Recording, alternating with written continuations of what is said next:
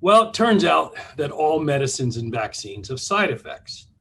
The fact that they are being shared is a good thing. It shows that the process is transparent. People have asked about post vaccination COVID cases. Now, the vaccine is greater than 95% effective. And so it follows that there will be some folks who are vaccinated but still contract COVID. Now, to date, less than 1% of the 77 million fully vaccinated people have contracted COVID. Put it another way, if 770,000 people receive a vaccination, only one of them would be expected to catch COVID.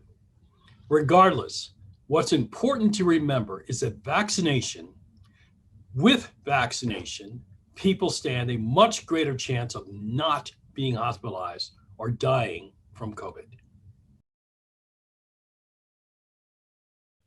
Risks associated with catching the disease, the COVID, are extremely higher than the risks associated with any of the vaccines that we're currently using.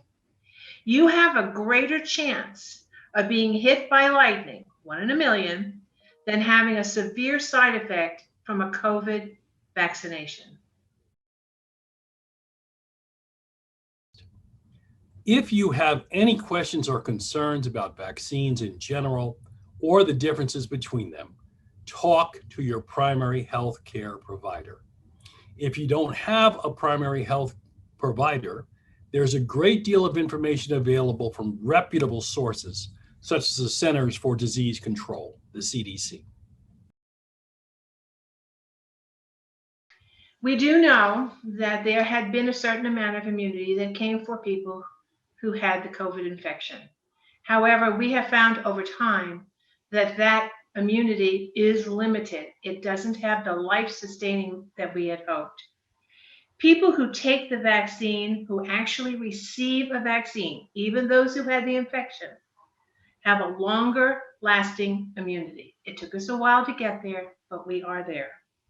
Even if you believe that you had COVID, were strong enough to survive it, you can still transmit this disease to others who may not have had it. While you may be okay, think about others around you.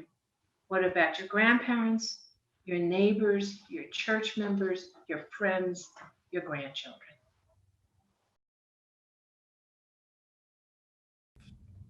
That is an understandable view, but remember, the vaccine development did not start at square one. Work on vaccine development with similar viruses put us several steps ahead in developing the COVID vaccines. The longer you wait, the greater chance you're risking your health and the health of others. Our experience tells us that there's a real chance that COVID may change to become more dangerous. That is why it is imperative that we get as many people vaccinated as soon as possible. That's true. That is your right. No one is going to force you to get the vaccine, but I would like to consider the following points. You may be okay, but others around you may not be because of your actions. How do you feel about that?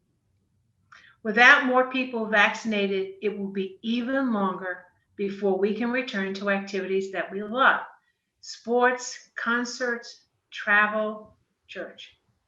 Herd immunity does matter. The more people that get vaccinated, the safer we all are. The more that get vaccinated, the better chance the virus will burn itself out. The more that get vaccinated, the less of the chance of more dangerous variants, which we're seeing now, developing and taking hold. Hundreds of millions have been vaccinated, and it's not yet enough.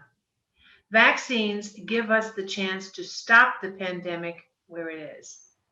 If you are vaccinated, please talk to those you know who aren't. Listen to their fears, their questions, and their reasons.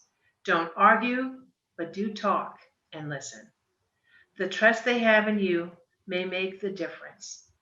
We honestly believe that if you speak to your friends, They will trust you more than anyone on the TV who was a sports star or a movie star or a musician. They want to know what you think.